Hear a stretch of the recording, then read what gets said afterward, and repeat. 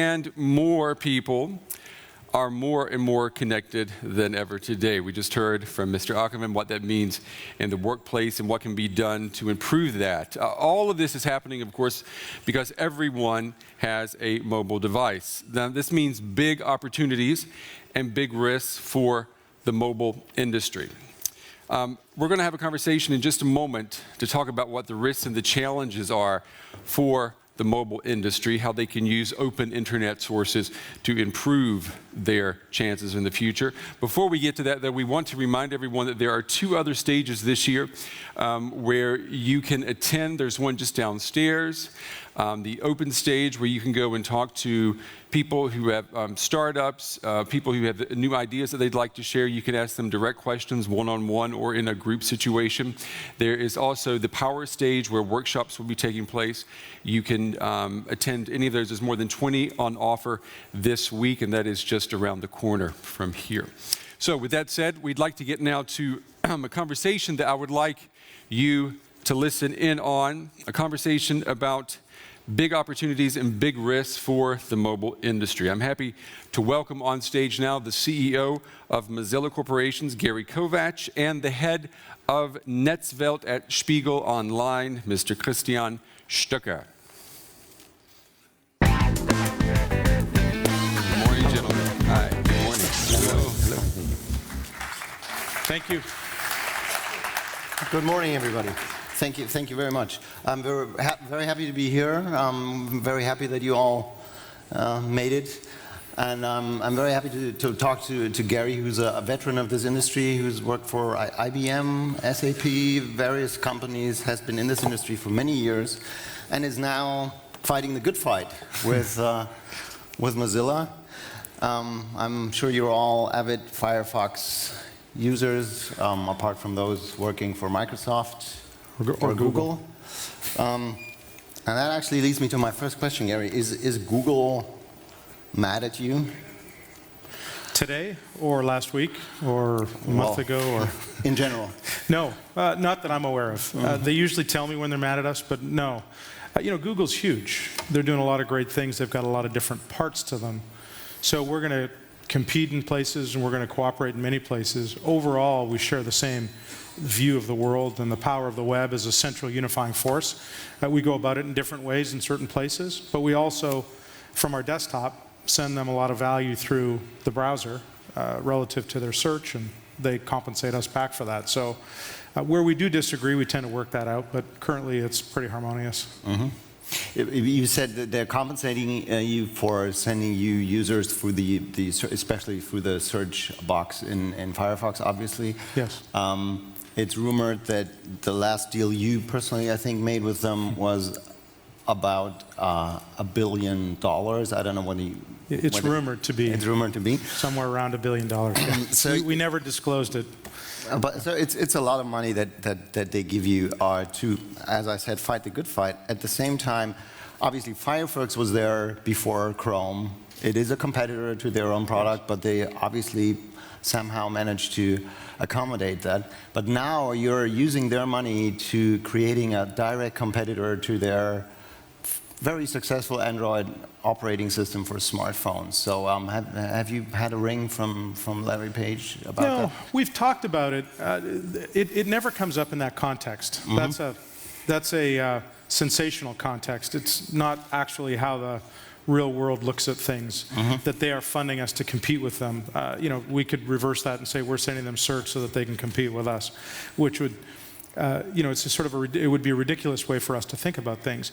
We have a relationship with their search side of the business that's long-standing, 10+ years, valuable for both sides, I think economically equitable. On the other side, we have a approach in mobile and approach on the browser itself that is in some ways consistent, in some ways different, and that competition is healthy for users. So whether or not we were doing that, the economic relationship on the search side still is very valuable for both sides and would continue. What we do with that money is really inconsequential. Is your goal to take market share from Android and iOS, though, with Firefox OS? No. The goal is not market share. The goal is to deliver the open web. So I think a lot of people that are Firefox users, particularly here in Germany, where we're nearly 50% of the market, because privacy and a lot of the characteristics that are embodied in Firefox are so important to this culture, we're doing the same thing in mobile. We're trying to ensure that the open web is the way that people connect. And today, mobile devices are not as open as they could be. So we have two sets of ecosystems and then a few others with Nokia and RIM, or BlackBerry now, and some of the others that are coming up that are asking users to choose, where do I want to live my online life in one of these ecosystems? Where do I want my music, my apps, my games, my assets? And the switching costs are significant. As we go online, the next 2 billion people are coming online over the next 5 years. So the size of the internet population is going to double. What took 22 years to get to this point is going to double in the next 5 years. So if we thought we were moving fast before, we're about to go into hyperspace. And as a result, it's impossible for me to believe that 1 or 2 companies, through their own systems, are going to satisfy 4, 5, 6 billion people. The open web is what we need to rely on to do that, just as we did on the desktop. And history tells us that as soon as we do that, the explosion of content is a straight vertical rise. It happened on the desktop. It's going to happen in mobile, despite the fact that a lot of people think there's a lot of content in mobile. The point on that is there is a lot of great global content, but people living in Slovakia and the deep recesses in a favela in Brazil, they don't always just want a global thing where you throw stones or grenades at birds. They, as enticing as that is for our lives, I wish I would have thought of it. But what they want is things that are very local to them. They want their local sports scores, and they want to look at the games in their local football pitches and so forth. And that's not as easy to do if we're relying on a group of developers that sit in Mountain View or somewhere in the developed world. It's just very difficult, and that's exactly why the web has been the web so successful. So we believe that's the way mobile needs to evolve without any central governing commercial organization. So that's our goal. It's not to take market share. We'll get a little bit of market share, which will be important, because then people will listen to you. They will take it seriously. We made a great first step when we launched the initiative last week at Mobile World Congress in Barcelona. But we have more work to do for sure. So you talked about the open web, and obviously one of the great newer developments that seem to threaten that is the whole idea of an app economy and closed up little pieces of software that have a new name now, but essentially are licensed pieces of software. So what's Mozilla or Firefox OS's position on the idea of an app going to be? Well, apps are great. Let me just start with that. They showed the way when the web wasn't ready. 5 years ago, the web wasn't ready. We didn't have APIs and other connection points that allowed developers to create a really engaging experience. So apps surfaced and have done a great job, but now the web is ready. So today, though, what most people don't realize is that an app, in most cases, is a container, a customized container for web content. You go to your stock trading application, it's not pulling data from the app, it's pulling it from the web, but it's presenting it to you in a unique, secure way. So often we get confused between an app and a browser. That's an interesting discussion, but apps themselves could be web apps that just look and feel like a native app today. And we're seeing much, much, much more of that already. So our approach with Firefox OS is that web apps should exist as a first-class citizen on the home screen. Or you could just do it through a browser, or the home screen itself in many cases could offer that content just on a limited time use. Because often you want to use an app for something very, very limited, like booking a restaurant tonight here in Hanover. I probably don't want that app to live on my home screen with the 2,700 additional apps that I have on there over the next week. I want to get rid of it. So I don't want to have it come up and constantly remind me to update and upgrade and all the rest of it. I just want to use it and forget it. And that's perfectly tailored for web apps, if you will, that are occasional use or limited use. So it'll be a similar approach in many respects, but it'll be very different in the respect I just shared. So just to clarify that, so obviously all of this relies very much on having a constant online connection with your phone as long as it's a web app. So will there be the possibility to actually install software on your phone as well? Yeah, the device itself is will behave just like any other smartphone. Very, very efficient, very fast, very engaging. And if you swipe to the left, you'll be able to search whatever content you want. It'll go out and get that from the web, and present it to you in an immersive way. And then if you press and hold on that particular piece of content, it'll install it with the same logo that you're used to and same approach on your home screen.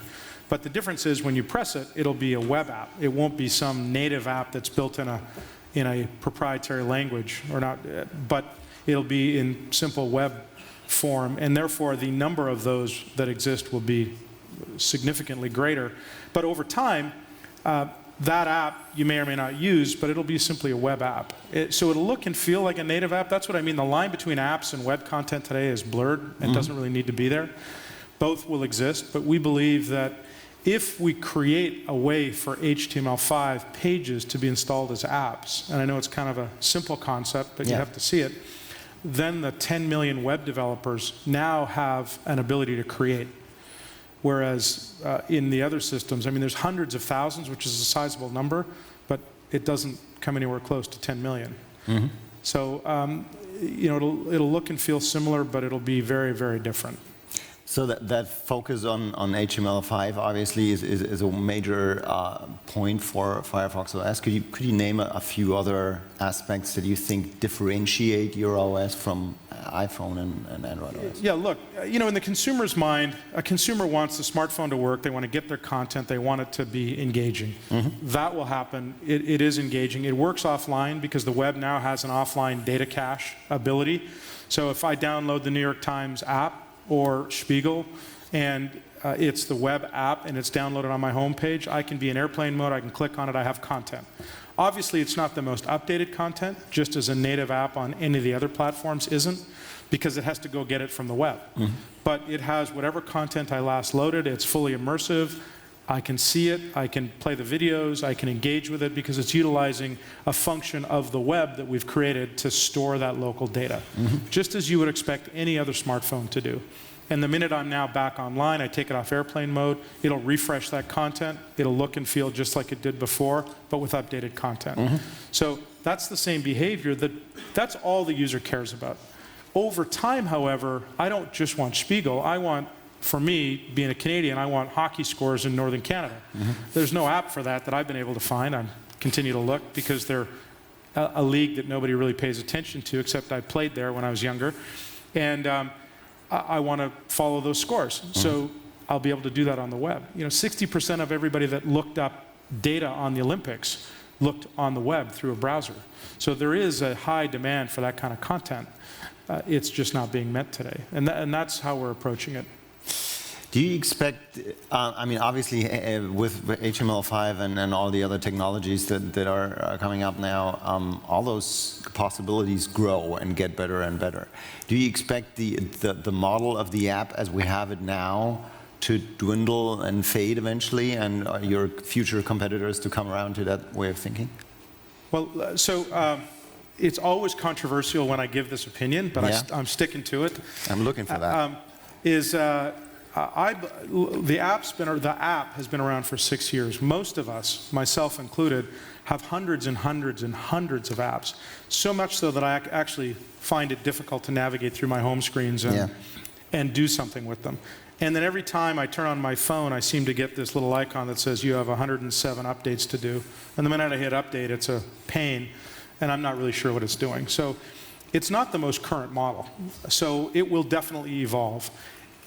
Apps will not evolve to a browser-based world, because the browser is also a model that doesn't work as efficiently on a mobile device as it does a desktop.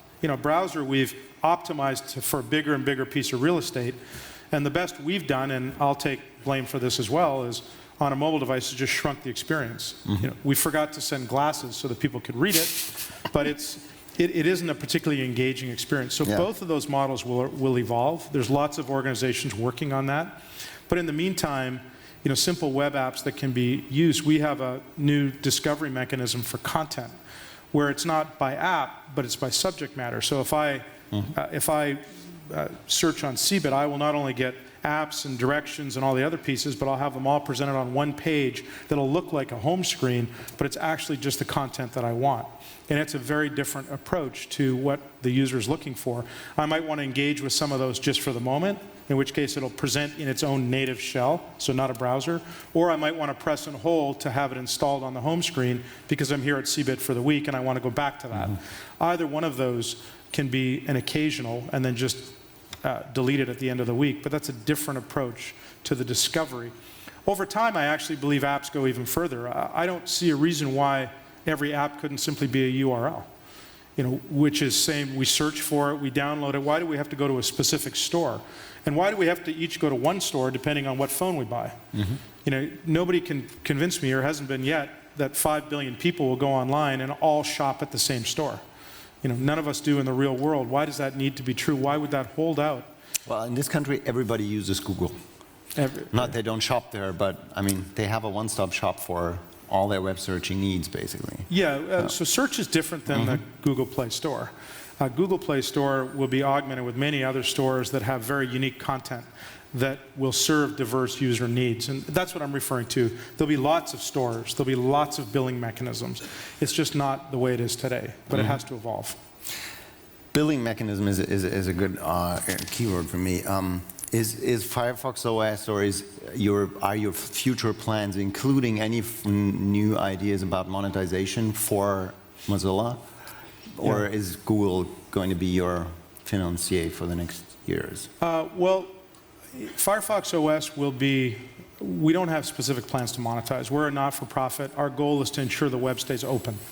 And we do that by doing things that others don't have a commercial interest to do. So as we move over to mobile, what we've been able to do is invest a significant amount of research by developing 28 new APIs for mobile devices. It was very difficult 2 years ago for a developer of a web page to access the accelerometer or the camera, simple things. Today, those are standard APIs, about half of which have been adopted by the standards body, the W3C. There isn't a clear commercial interest for others to do that because they have their own proprietary way to access the camera or the accelerometer or some of the touch events, and it works with their system. But the user doesn't benefit, and the developer doesn't benefit. And so, as a result, that's what our currency is. Over time, we might monetize by directing search traffic, but that's a secondary consideration for us at this point. Right. Are there any deals in place for Firefox OS yet, analogous to the Firefox browser deal? There are deals that are being developed, yes. Okay. I'll be frank, especially amongst the people responsible for actually making money in my edge of the woods, the people who pay my wages. Unfortunately, they're paid practically 100% through advertising income. And I've spoken to a few people over the last few days, and they were all worried about Firefox OS because, I'll give you an example. At Spiegel Online, we have a lot of very internet-savvy readers, and a lot of them use Firefox. We've championed Firefox for many years, and a lot of them use ad blockers on a given day, depending on the topic that people are reading about, 20 to 30%, which is something that actually hurts us in terms of money. Yes. And don't quote those numbers, please. I've never said anything like this. Confidential. So, obviously, the idea of having an ecosystem, an online ecosystem, a mobile ecosystem that is so open to ad blocking is something that a lot of people in the industry feel threatened by. Do you have a warm word for those people? Well, are you talking about Firefox OS or the Firefox cookie? No, I'm talking about ad blockers and Firefox OS right now. Well, ad blockers exist across every OS today, and across every browser. Look, ad blockers, in my view, are it's not a technology direction that our organization is putting forward to hurt the industry. It is a statement that users are upset with the current model, and that the volume is getting fairly loud. So we could put our heads in the sand and believe that that's not true, and we could resist it by locking technology to avoid ad blockers. Users will find a voice however that happens to go. So mobile today, the power of an OS is to be able, I believe, to be able to make it open. There hasn't been a closed system that over time hasn't had to become more open and to continue to be relevant. And so Firefox OS, I think what you're referring to is because it's so flexible and people can develop for it, they develop things like ad blockers that are very powerful. And to me, that's a statement by users that they want a different way to be monetized. And I think we need to listen to it. So we're not doing anything in Firefox OS to close some of those APIs or close some of those ways, because the minute we do that, then we get into a conflict everywhere else. Do we close some of the other ones that make it, and for us, then the whole purpose of Mozilla, to keep the web open where everybody can participate with their voice, putting the user front and center, that becomes compromised, and we just won't do that. So what would your advice be for all those companies? I mean, obviously a lot of what is on, especially on the open web right now, which is not paid content, is monetized through advertising. What would your advice to advertisers and people relying on that sort of income? Well, the percentage of people that use an ad blocker is very low. And I mean, the behavior of an ad blocker is it blocks until I'm missing some piece of content. I want some sites to remember who I am. I want some sites to serve me ads. So users over time, their use pattern is they accept an ad, they accept an ad, they accept another ad, they go to another site, they accept an ad. So over time, they build the syllabus, if you will, of the ads that they want to see from the sites that they want to engage with. What an ad blocker usually is, it's a statement by the user that they don't want to be bombarded by ads from everybody and anybody. I don't want to be on a car site getting ads for my online education or to enhance my manhood. And so ad blockers largely are, although more education is always good, but over time they get to a place where they're very comfortable, and the noise level, if you will, from the advertisers drops significantly. So it's just a period of time where people get what they want. Another issue, and you just referred to that the people who pay my wages are worried about is the cookie policy of Firefox 22, which is, if I'm correct, the idea to block third-party cookies across the board. And I'll tell you what the problem that, I mean, I'm all for giving the user a choice about being tracked or not being tracked, and we've been annoying our own people by writing about this for years now. But there's a number of issues that seem to be really difficult for German, especially right now, German advertising industry. And there's two organizations that measure internet usage and ad performance, the AGOF and the IVW. And they don't track users as such, but they count how many users see an ad, and obviously they have to do that across a range of publications. My IT people tell me that neither of these will work when third-party cookies are blocked. And they also tell me something that will annoy our users now, and that our frequency cap for online video ads won't work anymore. So users will have to see the same ad again and again and again, because the cookie that tells us that they've seen it can't be set anymore. Is that our problem, or is there a way to deal with it? I think it's important to, so for those that don't have the context. I'm sorry, this is complicated. But in Firefox, we announced an intent, and we actually landed something called a patch, which is just a chunk of code, which adds a function in our very, very, very experimental build of Firefox to allow users to block third-party cookies. And for those of you that don't know about cookies, I never thought 15 years ago we'd be having a discussion about cookies in the public domain, but and not in the chocolate chip variety. But it's very topical because privacy is very topical. So this is all under the heading of privacy, and users are now starting to learn that online they are the asset that's being bought and sold and traded. And in that process, the amount of data that's being collected on us, the more we go online, the more places we go, that grows exponentially. So there's a tremendous amount of data being captured by each one of us online, and it's being used for lots of different things, most principally to sell us stuff. So a third-party cookie is different than a first-party cookie, because a first-party cookie is delivered when I go to a site. I go to Mercedes-Benz. I don't.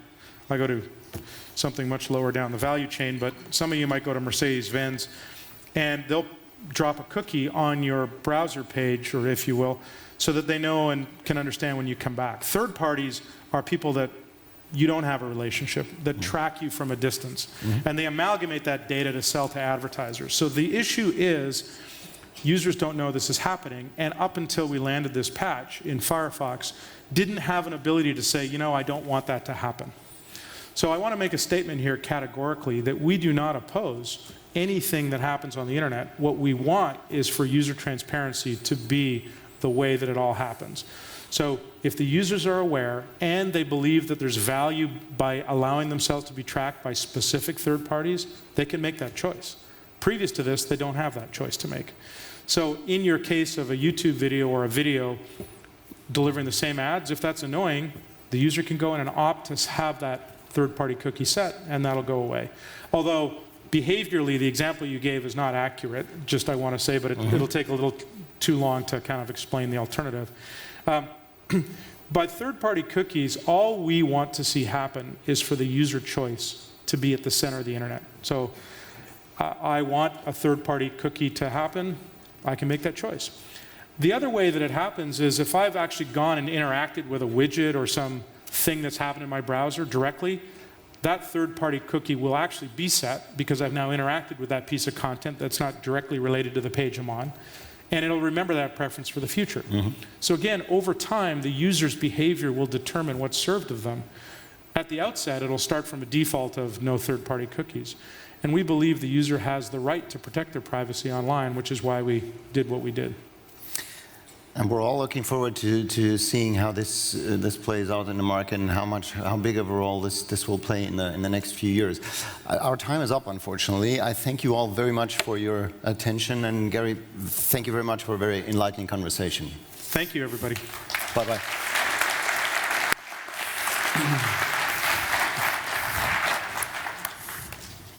All right, thank you, gentlemen.